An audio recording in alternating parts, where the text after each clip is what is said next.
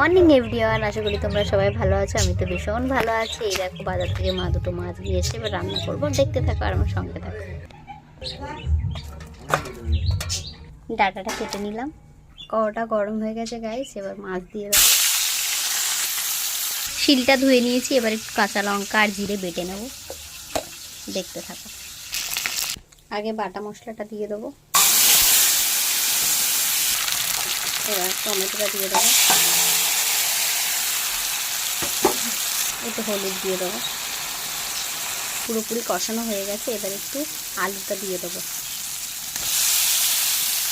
একটু নুন দিয়ে দেবো, এবার ডাঁটাটা দিয়ে দেবো। দেখো বন্ধুরা, এবার শুকিয়েছে, এবার দিয়ে দেবো জল।